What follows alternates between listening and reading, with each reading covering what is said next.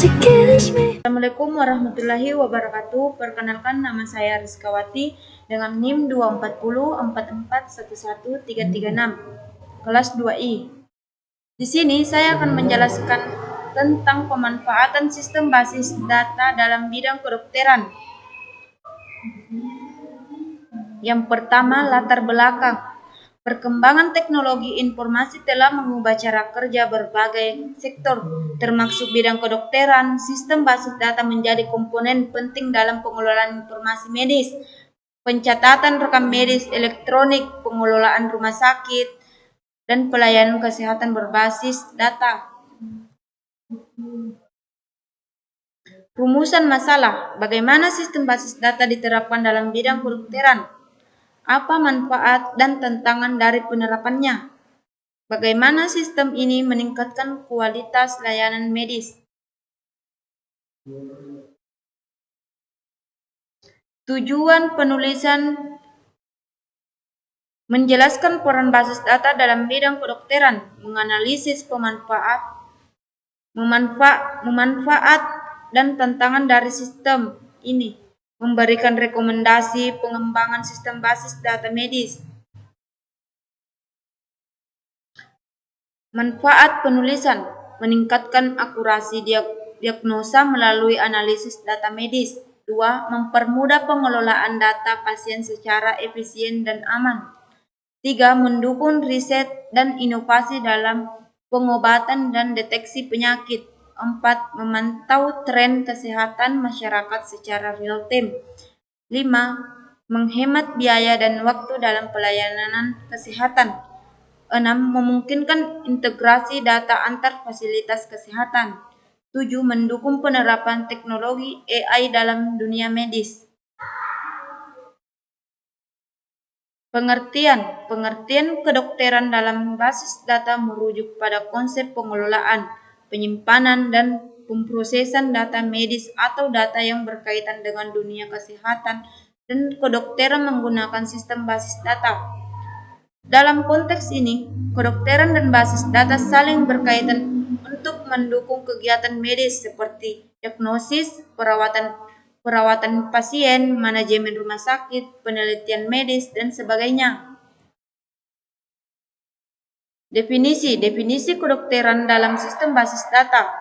Kedokteran dalam sistem basis data adalah bidang yang mengintegrasikan ilmu kedokteran dan teknologi informasi, khususnya dalam penyimpanan, pengelolaan, dan analisis data medis secara sistematis dan struktur menggunakan sistem basis data. Sistem ini memungkinkan data pasien, rekam medis, hasil laboratorium, hingga riwayat pengobatan disimpan secara elektronik sehingga dapat diakses. Analisis dimanfaatkan untuk mendukung pengambilan keputusan klinis, riset medis, serta manajemen pelayanan kesehatan secara efisien dan akurat.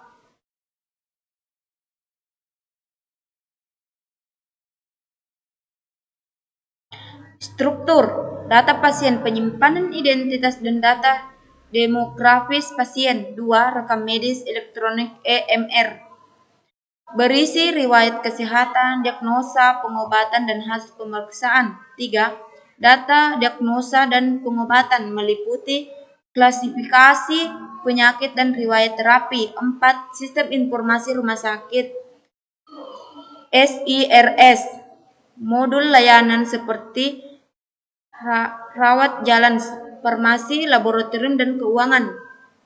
5. Data penunjang klinis, termasuk hasil lab, radiologi, dan tes penunjang layanannya. Tujuan dan manfaat. Tujuannya meningkatkan efisiensi pengelolaan data medis. 2. Mempermudah akses informasi pasien secara cepat dan akurat. 3. Mendukung pengambilan keputusan klinis berbasis data. 4. Memfasilitas riset dan analisis kesehatan. 5. Menjamin keamanan dan kerahasiaan data pasien.